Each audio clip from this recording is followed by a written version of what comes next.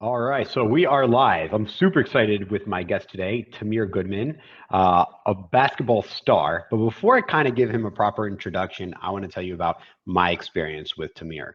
I grew up in Philadelphia, as many of you know, and I've had the absolute pleasure. I've been a huge, huge sports fan growing up.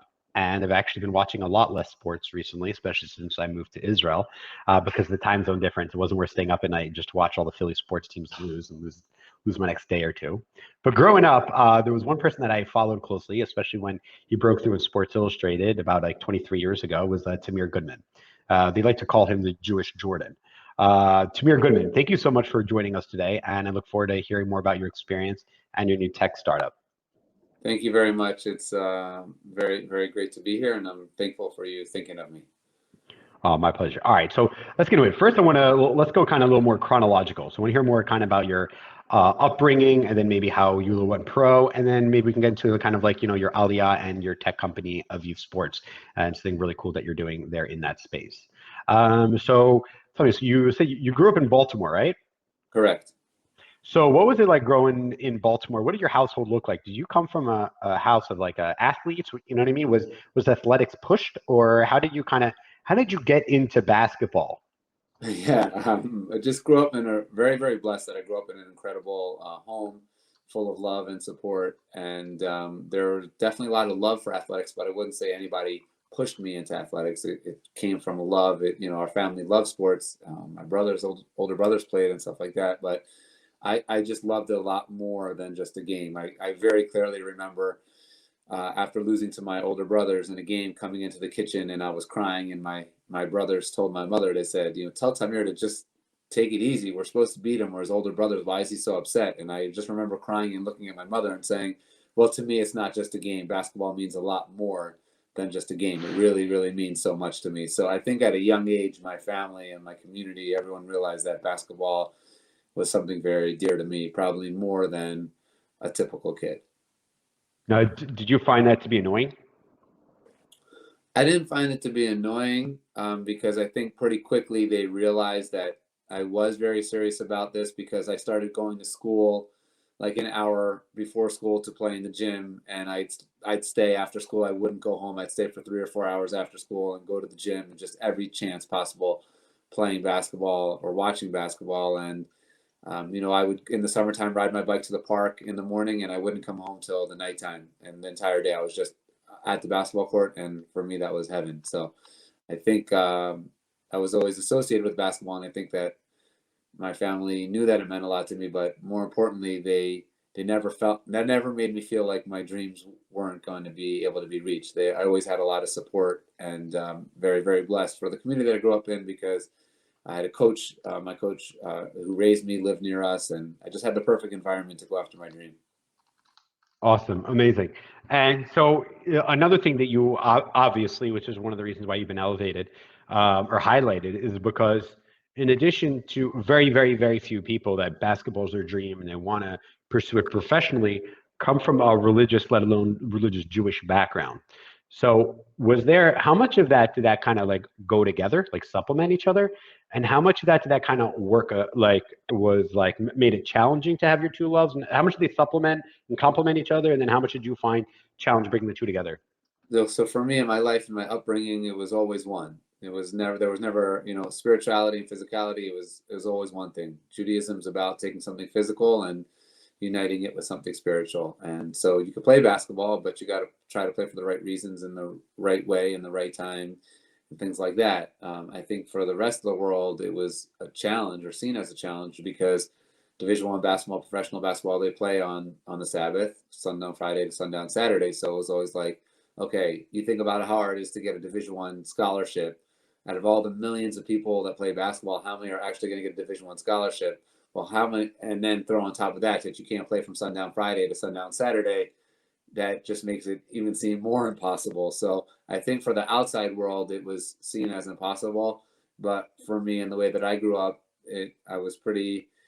It was pretty one. It was never like a separate thing. I knew that I could be a basketball player, but I was very clear like on what days I can play and when I couldn't play for me. And I was very, very blessed that, and a miracle really, that Towson University was ultimately able to accommodate me and change the schedule so that I was able to live out my dream. And basically do something that was seen as impossible. Amazing. How hard was that for them to do to go ahead and change that? A couple of things I'm thinking of recently is the new mayor of New York's being sworn in. I think he was sworn in on Saturday, and he made sure to be sworn in after Shabbat, so the Jewish community can join him. I find in sports and also in Israel, unfortunately, that it's very challenging to both be Shomer Shabbat and to play professionally in any sports. Do you feel that sports organizations are doing enough to ensure that they can be more inclusive? Because people talk about inclusivity, but I feel like Jews often get ignored. Well, I think in general, the world's in a much healthier place nowadays, with respecting different people and their cultures, which is really nice for me to see. I think 20 years ago, I was just blessed to have an amazing coach, that Coach Jazz, who went out of his way with the staff and the entire team. Actually, the team went to Coach and said, "Hey, we read about Tamir in the paper. Can you go recruit him and learn more about his religion?" And coaching staff was so focused on learning the days, the times, the Jewish holidays, and the Shabbat, and putting together a proposal and really pushing it and making all the adjustments so that I was able to be accommodated, which I'm forever grateful for. And every day I think about that miracle every day. But I think Coach Jazz was, over 20 years ahead of his time as far as like inclusivity. So I'm happy to see what's going on in the world right now. And I'm also very thankful that I got to be around the right coaches at the right time that were ahead of their time, that were able to accommodate me. And I'm forever grateful for that. That's awesome. So recently in the baseball draft, right? I think two Orthodox players were recently drafted, right? I think one said he'll play on Shabbat, but he'll obviously stay at a hotel near and he'll walk to the, and the other one won't play on Shabbat. And I think he's working on, I heard he's switching positions to be a catcher because catchers get a day off a week because it's very physically demanding. What do you think there's kind of a push for more awareness and understanding of people of maybe welcoming people that can't play, such as Jews on certain days of the week? And how do you think this is perceived from, let's say, other athletes and fans when they think, let's say, where you are, when they were accommodating and move schedules around just for you? Do you think that do you think other people feel that you're getting special treatment, maybe even at the expense of others that others wouldn't get? And do you feel like the new baseball players that are now in the MLB that are Shomer Shabbat, do you find that to be more challenging to accommodate because they play every day, unlike basketball that plays every 2 to 3 days? Well, I'll tell you, for us at Towson University, it actually became a really great positive. I could definitely remember that, practice was supposed to be on Friday night, and instead of Friday night, it was moved to Friday afternoon, and practice would end before sundown to accommodate Shabbat, even though nobody else on the team was Jewish. But then it gave the rest of the guys on the team, a chance Party. to have it off. So I mean, party. Get the party.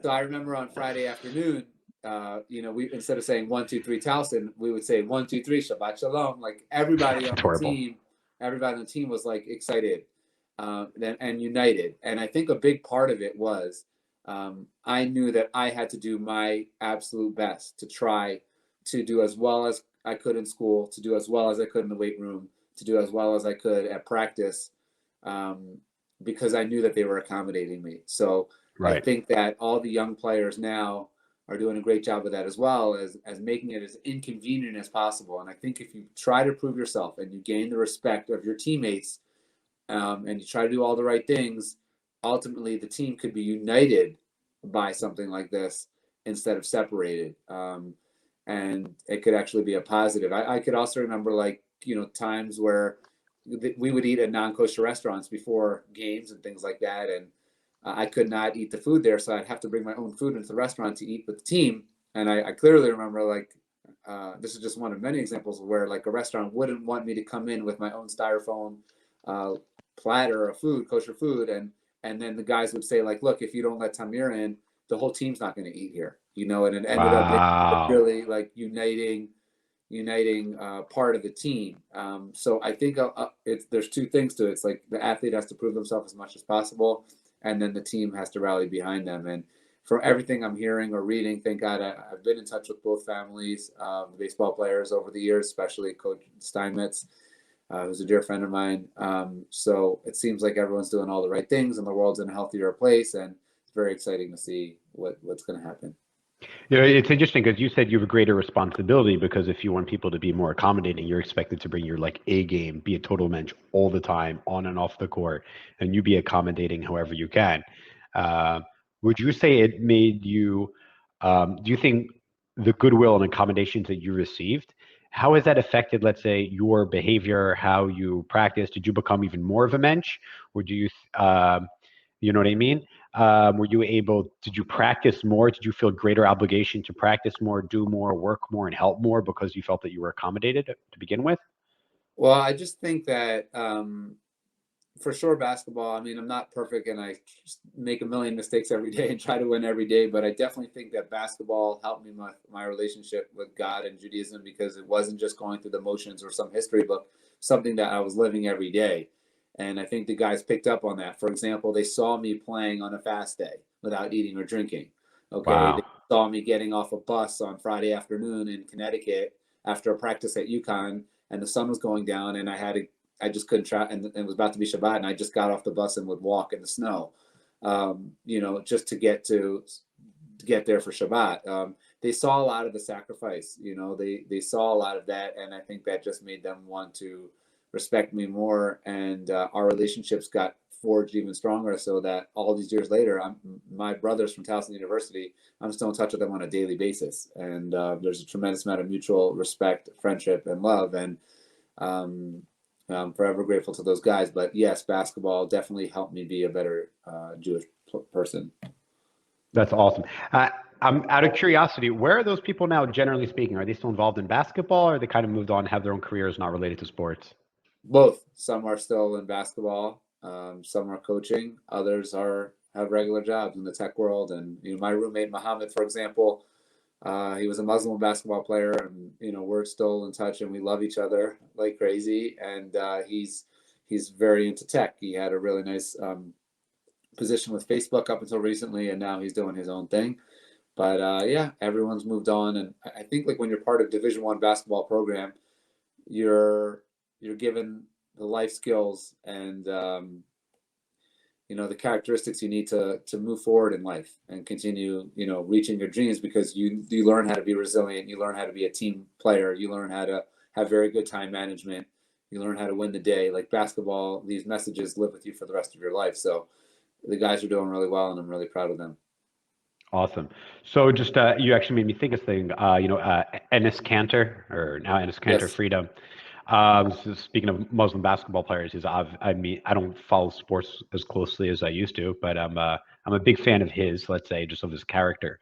Uh, I feel like those that make, and this is me thinking as a marketer, that those that make the biggest splash, not related to actual their output in basketball or in sports, but let's say how much they can grab media attention for good or for bad really elevates one's profile. In Ennis's case, I would say probably for the best. I probably has the greatest moral character in professional sports right now, in my opinion.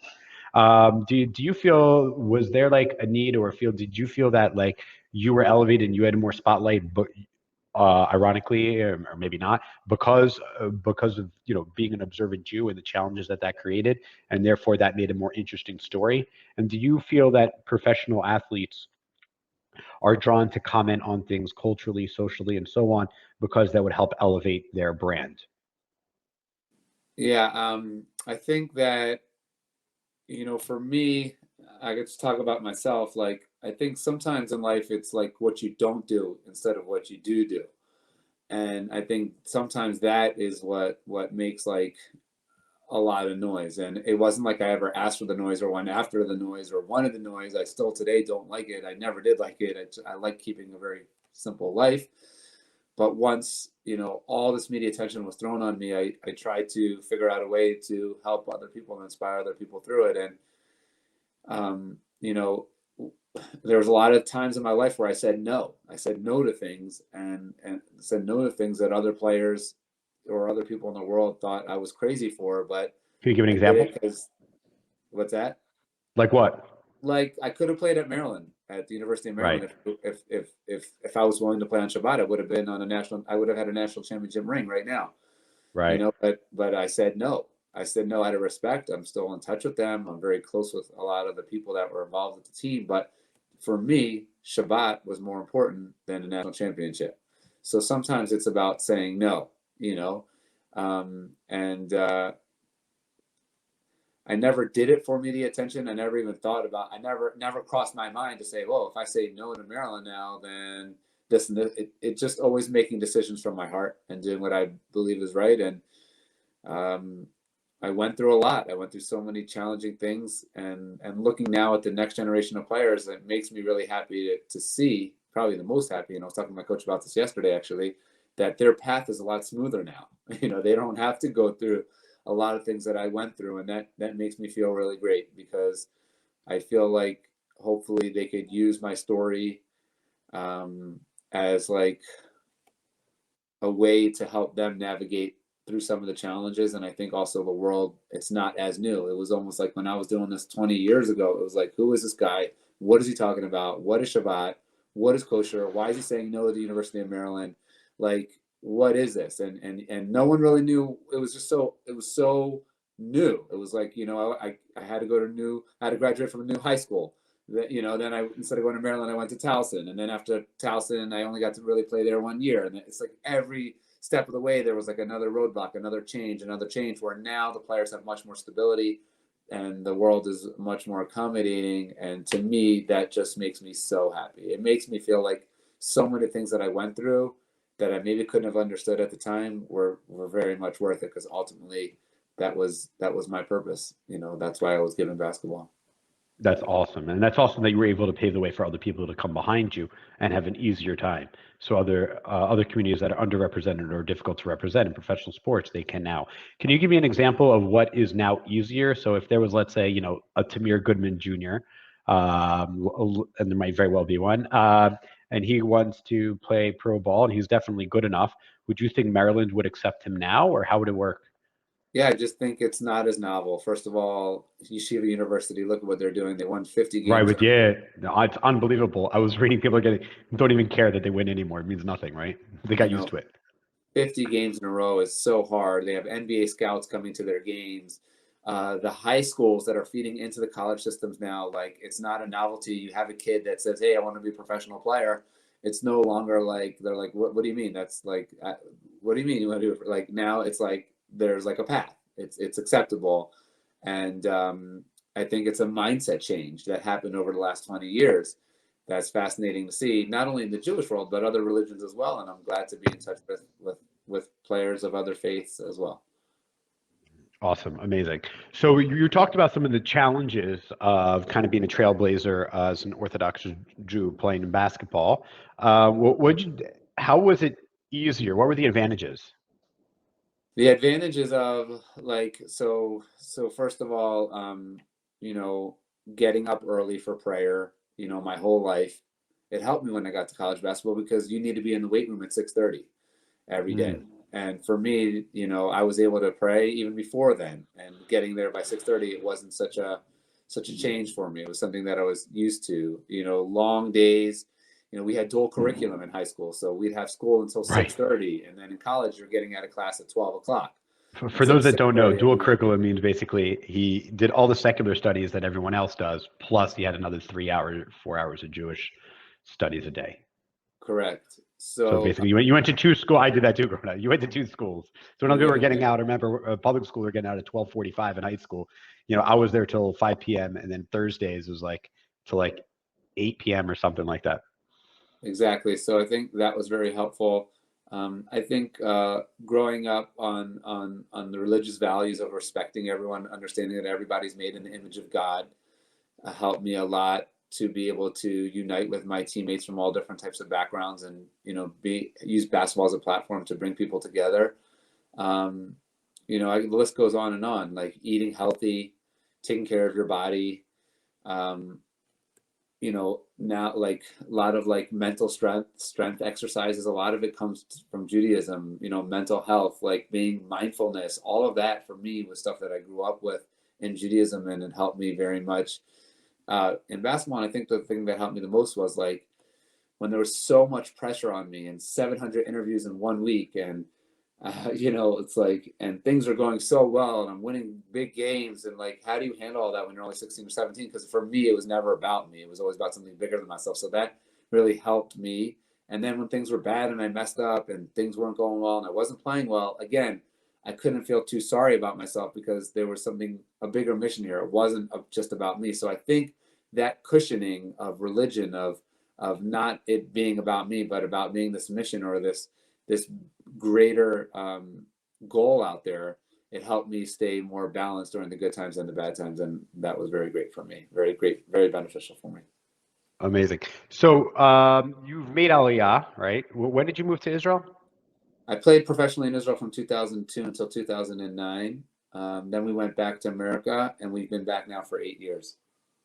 So so when you came to Israel to play, is what drew you the most is the fact it's much easier to be an Orthodox Jew to play, or what was it that drew you to play to Israel more than anything? Yeah, I always wanted to play in Israel. That was my goal. My grandmother was a Holocaust survivor, and I wanted to be close to her here in Israel. But I felt like my goal was to prove to the world you get a Division I scholarship without playing on Shabbat. And once I did that, and I was able to start as a freshman, and I was able to win the Coaches Award as a freshman, and really prove that it was possible, and have good games against Villanova, have good games against Michigan, show the world that you could really do this. And I just felt like with a couple of things that happened to me after that, with the coaching change and some of the challenging situations that happened with the new coach, I felt like, okay, I did it. I proved it. The path will be smoother for the next generation of players. Now I could go to Israel and continue on with the rest of my dream. And that's kind of how it played out. That's awesome. I love how your first and foremost your thought was how can I make things easier for other people by leading an example and setting and making it easier for other religious Jews behind me to come and play. And then you said, okay, now that I did that, now let me go and continue fulfill my other personal dream and professional dreams. Yeah, a lot I of people found don't know it this, but I was actually offered a professional contract at a high school to come to Israel. And I turned it down because I wanted to prove to the world and make it smoother for the next generation of players. And I said, after I prove it in college, then I'll be beautiful. glad to take care of myself. And that's exactly what I told coach at the time. So, Amazing. So so when you played here, right? And then you said you went back to America. Why'd you go back? because I got hurt. I got hurt. I wasn't able to play again, and I had to finish my degree. I wanted to finish college, and I wanted to go after my first invention, which was on 190. And then my father and my father-in-law both passed away within that period. So after we buried both of them, we were ready to move back. Got it. Understood. Okay, cool. We have, by the way, you have a lot of fans here and a lot of loving comments. Moises asked, what are your top tips for Olim as someone who I guess kind of did it twice, which so did I, by the way.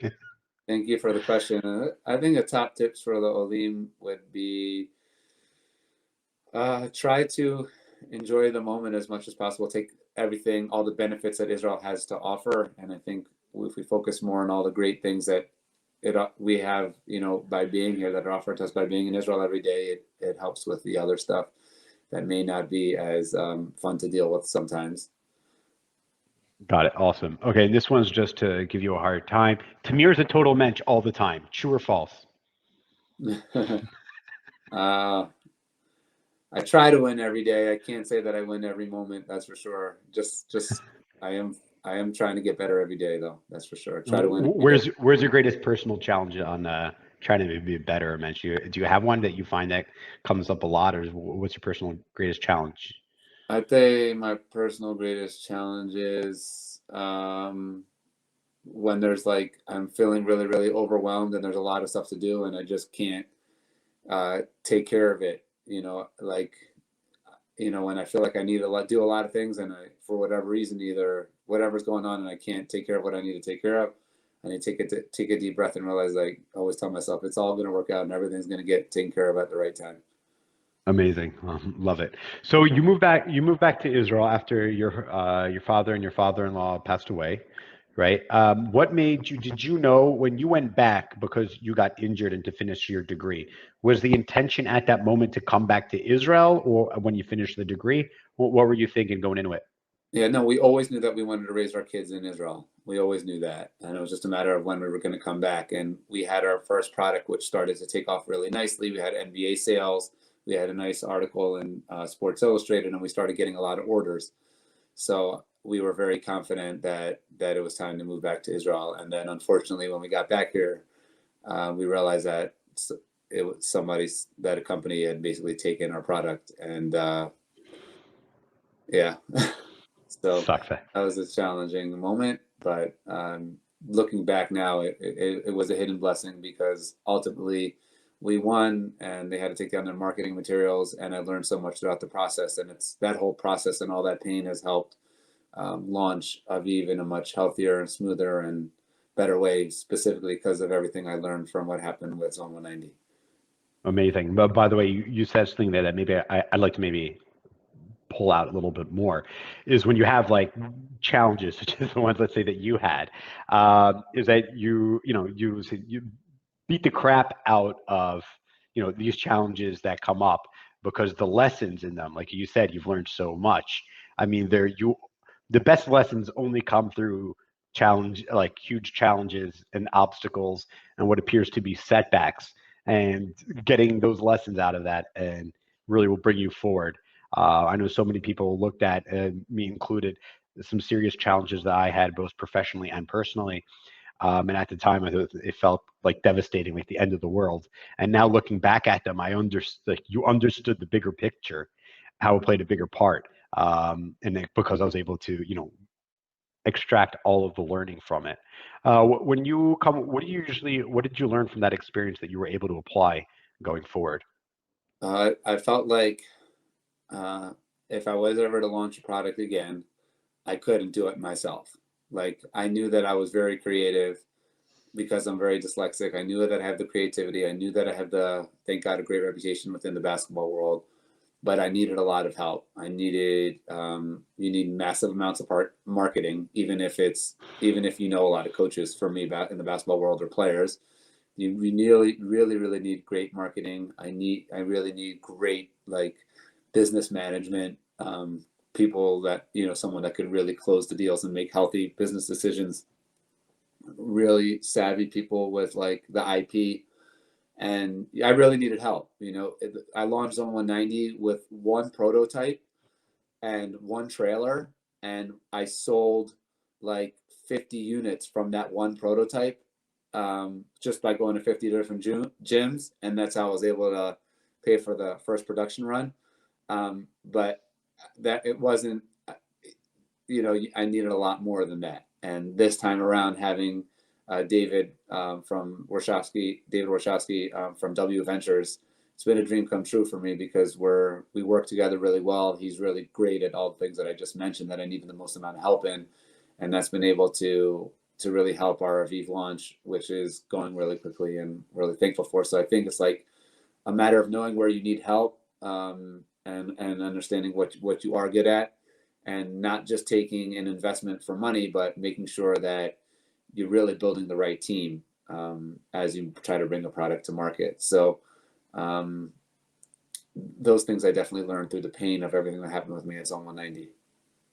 Got it. Okay, so Aviv Sports, you mentioned it. So Aviv Sports is your current, that's your current company, that's your tech company, your brand, and I find it very interesting. So why don't you tell us a little bit about what it is, because it's so like all genius ideas, it's simple. So I actually had to really face my fear to launch it, because I was in the middle of a lockdown, and I was just coming off of what happened with Zone 190, and I'm like, my daughter, basketball shut down, tourism shut down, like all the ways that I was making money. I'm looking at my 5 kids in the living room, like, okay, what am I going to do now? So she's like, why don't you launch something else? And I'm like, well, why would I want to launch something else if someone could just steal it? And but I got an email from the Basketball Association that said, hey, if we ever go back to basketball, this was during the lockdown, no one even knew when we were going to go back. They're like, if we ever go back to basketball, every kid needs to bring their own ball. We can't pass a basketball anymore, because the bacteria is like being transferred on the ball, and you could make your teammates sick. So my first thing was like, okay, I can't believe we got to the point where I can't even pass a basketball anymore. Like, what am I going to, like, this, what is my life? Like, what's going to happen to me? Right.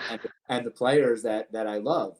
So then I was like, well, why don't we use the net as a tool to clean the ball, off from the bacteria and then allow the players to play safely. And also there's been a longstanding problem in basketball playing with a slippery ball that's gross and full of sweat. So I'm like, there's so many great materials out there. Why don't we, create a net that could dry the ball from sweat, solve that problem, and also take off the bacteria so that we can continue to play the game that we love while keeping the players safe and helping them play better because the ball won't be as slippery. So that was my first initial thought, and was able to reconnect with David, my longtime friend, who was actually a coach who has a really big PR agency, and told him the idea, and he loved it right away. And we're full force thinking about the net right now, 100%. But we have like 4 or 5 other products that are also within reimagining the world of sports, and we're also hoping to bring back the Zone 190, but through the Aviv brand now. So a lot of amazing. On. So I want to hear more about those, but before you get into it, tell me, what does the R&D look like in order to make a net that, like, because the entire ball doesn't touch the net, right? And probably like 80% of it does. I don't know. You tell me. How to explain to me like the technology of this, and what kind of challenges did you have as you started to do the R&D that was involved?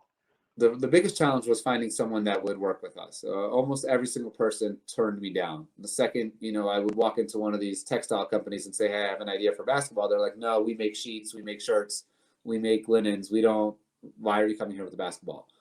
Right. So it wasn't until the last textile company that I went to, a company called Ikar in Ra'anana, or Ikar, some people call it Ikar, where my friend, who's now a dear friend of mine, his name is Amit, he's a master in textiles and materials and yarns and fabrics, explained to him the idea, and he literally, for a year now, we've been working together to come up with the perfect recipe of combining high performance materials that focus on very powerful drying and very powerful antimicrobial, so that we could get the best results every time the ball goes through the hoop. So if you think about it, when you shoot a ball, because you follow through, so the ball is actually spinning through the net.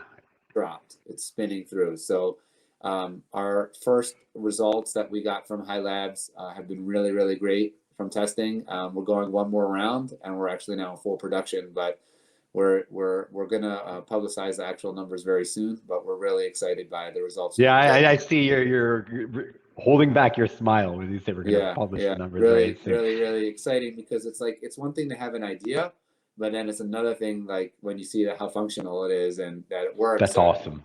That's awesome.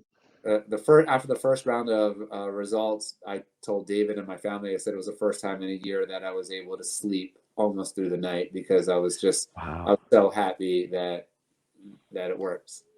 You got sleeping problems? What keeps you up usually? I don't have sleeping problems. It's just like I feel like I have so much to do every day, and I get an early start. Today I probably started my workout at 4:15. Most days I get up around like 3:45, 4, start my workout. So what is your day? Why don't you take us through your day, starting with what time you go to bed? I try to go to bed around like 10:30, and I usually get up around 4:30. Most days, I always start with my workout, and I study Torah. I listen to Torah class while I work out. That's how I start my day, and then I pray, and then I either start coaching at 6 or at 7. Basically almost every day I'm in the gym by 6 or 7, training future players, and I usually do an hour of coaching a day.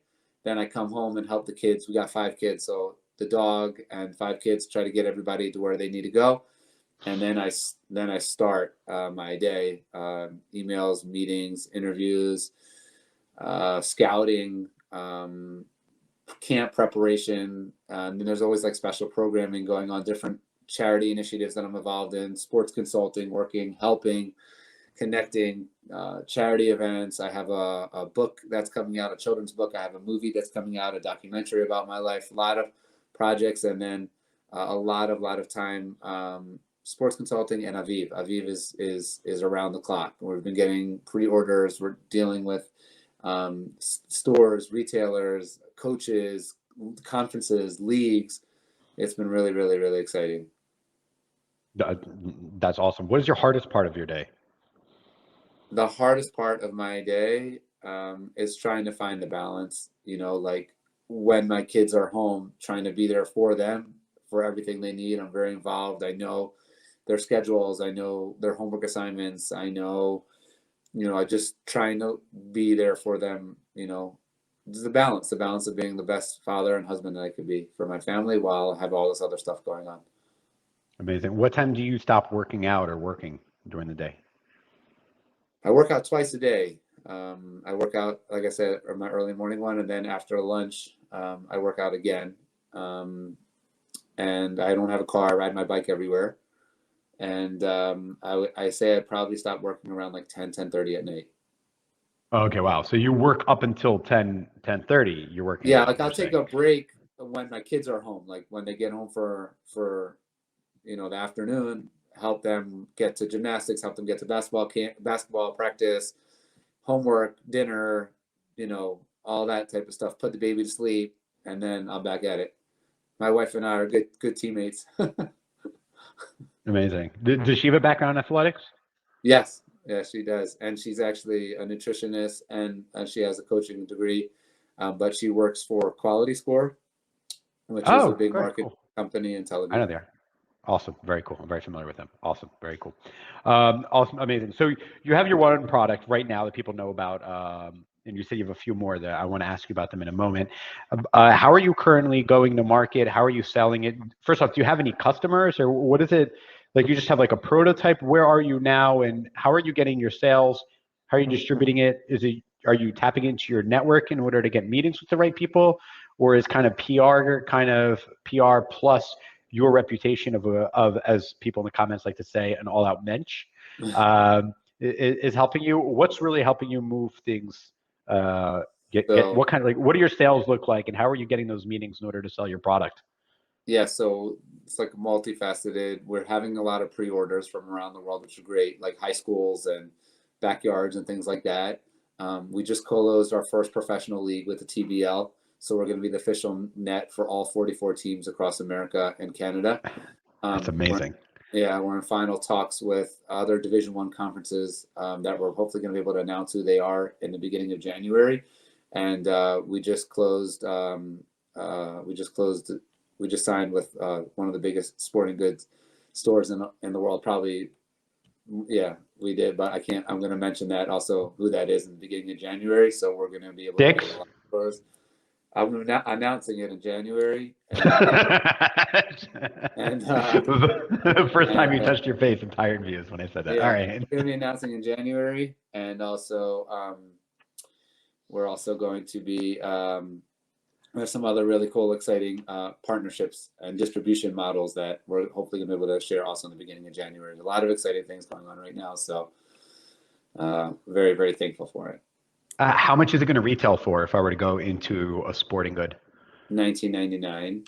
That's So the it? whole, yeah, Wait, the how much does whole, a regular, sorry to interrupt you, how right. much does a So regular like net cost? the whole business model is that basically you could get like a really good net for like $12 to $15, $12.99 to $15, and what we're saying is like for $5 more, you could have a net that actually does something for you. That's going to hopefully keep you safer and allow you to play better. So if you think about like before performance enhancing, gear, like everyone just wore like a cotton t-shirt to work out in, but now Right. it's like everyone will wear like a performance enhancing shirt or shorts because it'll help you stay drier and help you run better, right? So it changed. So same thing with the net. The net is changing. It's changing basketball because it's like no longer is it just a net. It's a net that allows you to play It better and dries the keep sweat. you safer. I love it. You play better because it absorbs the sweat. I mean, when you play Right. full court hard, I mean, it's just a lot of sweat. I mean, Correct. just playing, Right. that defense is Yeah. unreal. You really get you sweaty. Amazing. Do you mind me? I don't know if you can answer this. What are your variable costs per net? We're gonna know that really soon because we're not going to have that answer right now because our first shipment is a smaller shipment and we're also going to have to fly it in now Uh-huh. because of the situation. So we probably won't know until our second or third round where we're having like even more made and we're able to ship it in hopefully once all of this settles down. And we'll probably know that in our second or third round, but right now we're going to have to pay a little more than just to get them out the door right now because of the Right. situation, and we have to Right. fly. Economies of scale, I'm sure will Yeah. also take you some production. Where are you producing? Icar's factories. They're Oh, here. lovely. Here in Israel. Amazing. No, they Right. have factories different places around the world, but it's all spearheaded here in Israel. Lovely. Excellent. Amazing. And so what are these other products you're working on? And another question, if someone has an idea to make any kind of sports equipment more safer, better, easier, more effective, is there a way that they can contact Aviv Sports with their idea? Yeah. TG, Tamir Goodman, TG at avivsports.com is my email address. There you go. So the only product that I could actually disclose is we're bringing back the Zone 190, which is really exciting. What's that, Tamir? My original multi-angle pitchback for basketball, and the other. What does that mean for those that don't understand, that let's say aren't active with basketball? What does that mean? So before the Zone 190, if you envision a pitchback, you throw the ball at a net and you catch the ball one-dimensional. My idea was, in basketball, you almost never catch the ball at a straightaway angle. You catch it from multiple angles. So I created a pitchback that's 190 degrees, so you could replicate catching the ball in the game from game-like angles instead of the traditional straightaway pass, which is unrealistic in basketball. Amazing. So that's the Zone 190. And then the other products I can't disclose just yet, but they're all within the realm of, reimagining sports, basically. Are they all basketball? Yes. Sorry. Okay. I know it makes sense. No, because you're familiar with these challenges, and you can get it out to market better because that's where your connections are. Right. It doesn't mean they'll all always be basketball, but just right now, that's what I got. Good for you. Amazing, amazing. How many people work for Aviv? Right now, it's basically David and I spearheading everything, but part of W Ventures, which is like the awesome thing about one of the most incredible things. There's a million things about working with David, but you basically get with W Ventures, you get his marketing agency. So we have the whole agency behind Aviv right now. Amazing. Which is incredible, and there's just too many people to list. Nicole is our director, but they're all doing such a phenomenal job on the design, the marketing, the logo. Like everyone's like so impressed with the logo. All the articles that are coming out, like it's all from David's office, and that's why I feel I really love working with W Ventures. Amazing. What marketing company do they work with? It's theirs.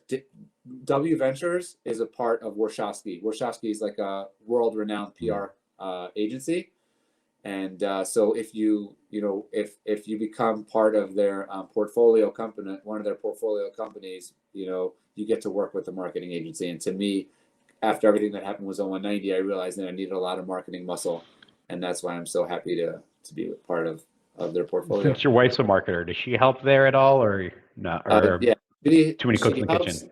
Yeah, no, she helps with everything. Like I said, I'm very, very, very, very dyslexic, like extremely dyslexic. So she's always, we're partners in every way and everything. She helps me with everything and everywhere, emotionally, physically, spiritually, writing, ideas, everything. We're always one, always have been, and always will be. We're very, very blessed. Everything to us stems from our oneness. Actually, I think people would find this interesting.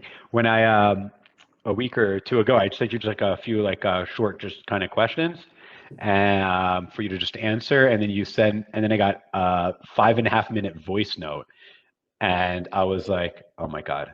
This is the longest voice note. I'm gonna kill this man. And it started with I'm answering by voice because I'm dyslexic. I'm like, that actually makes it much easier actually. Because if you had to read what I would write to try to answer all those questions with the way I write, it would take a lot more than 5.5 minutes. So right, I'm sure. I was actually saving you time. Yeah, I just gave it to my assistant. She transcribed it. You've Rebecca, I love her. She's also, speaking of great marketers, collective. It sounds like we have actually good luck in now the market. Just curious, as I'm not dyslexic, but it's just fascinating. Is dyslexia like different for different people? Like if you took a different dyslexic person, I gave them the same questionnaire and they answered it, would the more or less the same letters and words be messed up? For everybody, it's different because there's different levels, but basically your brain works in a unique way. That's what dyslexic means. Your brain works in a unique way. So for me, in certain areas, that gives me a lot of confidence, like with problem solving and creativity or vision on the basketball court. seeing things that other players don't see on the court. Like that was my confidence going into the game. Like I know I'm gonna be able to get the guys the ball where they want it, even if they don't even know they're open yet. Like that's how I go into the game. So you have to like take, you know, the blessings of dyslexic, and then at the same time, like know where you need help. You can't make yourself a victim. You know, I can't feel, you know, you could get better at it. You could practice, you could get tutors, you could do all that. But I try to tend to think of the hidden blessings that come with dyslexic, but for everybody, it's different. Everyone is different. You know, I just know if I have to like write down a number or an address or anything, like copy something from one thing to the next, I'm toast. Like it's just not going to work. Like if I have to like take a bank account number and type it to someone or write, there's for sure going to be a mistake. Like always, like every time, or it just always. That's the way it is. Amazing. We have a question from Facebook, so I can't pull it up. From my friend Lou. He made Aliyah, a big basketball fan. I think his brother played for Maccabi years ago. Did you play for Brad Greenberg in Israel? I did not play for Coach Greenberg, but we are in touch, and I'm super impressed with his career and his journey and everything that he continues to accomplish. It's really, really, really impressive. Amazing. Excellent. Okay. So you have four. So so you're continuing your coaching basketball. What's that like? We covered your tech. I want to get an idea. Like, why are you coaching? I'm going to assume it doesn't pay well. I'm going to guess your answer is give back because allegedly you're a mensch. So what do you, I'll just break down my think? coaching real quick. For like 8 years now, I've had a really strong relationship with Yeshiva University, the coaching staff there, and Stern. So on Tuesdays, I have about 4 or 5 players that will be most likely playing at YU next year. So I try to get them ready for YU. This is like going on 8 years now. And on Fridays. There is in Israel you're training there. I didn't follow. They're gap year kids that play gap year. In America. They're here for the year and they're going to play. So we try to help prepare them during this year in Israel to get them ready for YU. Amazing. Lovely. So I've been doing that for like 8 years now. And on Friday. That's cool. That's really cool. That's a cool gig you got. That's cool. Fridays we train the girls for Stern. So that's that. And then the rest of the week, other than my camps, is charity based stuff, which is kids whose father, you know, passed away in a bike accident, or you know, kids that are dealing with all sorts of social issues, or I'm just, you know, so many different kids from so many challenging situations of how I could use basketball to help them. You know, I direct a nonprofit called Hoops for Kids. We have 38 locations throughout Israel, whether it's like asylum seekers, or kids whose parents are in jail, or kids who the court ordered, like they're not allowed to go home. You know, who's going to help all these kids? Like, you know, like Hanukkah candles, like we went out to coach them, do a clinic for them because like they can't go home for Hanukkah. So it's like a lot of that. And then, you know, and the summer is my big season for camps and clinics and doing a lot of good things through basketball, bringing ex-NBA guys over to Israel and inspiring people and just trying to do a lot of good through basketball. But so I would say I have like 2 professional clinics a week where it's like really focused on getting kids to like higher levels. And then the rest of the time is charity, is giving back, I would say. Yeah. Helping. Amazing. Amazing. If you can leave one thing for my audience, what do you think the one thing that they can learn from your very fascinating career that you think that they can apply to their personal lives or to their career to help them grow and also for them to give back? Just answer a couple of things that my coach taught me that I guess still think about every day is just some of his sayings, like you never let society dictate what you can or cannot accomplish. Like your self-worth, you don't really need to prove to anybody else. You know, be proud of who you are and go for it. You know, try to better the world around you through your own unique talents. You're never as good as you think you are when you win. You're never as bad as you think you are when you lose. Just, you know, be very proud of who you are, have a strong identity, you know, try to be, you know, focused on winning each day, have great time management, you know, be mindful, focus on the important relationships in your life, try to take care of your body as much as possible and take care of your mind as much as possible. These are just some of the things that I think of every day. And I also think like you never lose out by helping other people. Where's the best place to follow you, what you're doing, and also to follow Aviv Sports? Yeah, so Aviv Sports is the website. All the handles are Aviv Sports. I'm Tamir Goodman. All my handles are Tamir Goodman and TamirGoodman.com. But I try to help every single person that ever reaches out to me. A big part of my day every day is just helping people, connecting people to other people, using my Rolodex to help people. Something that I try to do every day. So if I could help you, feel free to reach out to me, Tamir at TamirGoodman.com or TG at AvivSports.com. And just wish everybody out there lots of blessings. Whatever you're working on, you got it. Go make it happen, and no one could do it the way that you're about to do it. Awesome. Final question. What was your favorite part of this conversation? I guess getting to meet you and know you better. I only heard about you in the digital world, so it's nice to spend time with you and your followers. And big part of life is relationships. So I'm always glad to meet new people and be in touch with new people. So thank you. Tamir, thank you for joining us. Guys, go out and follow Tamir and Aviv Sports.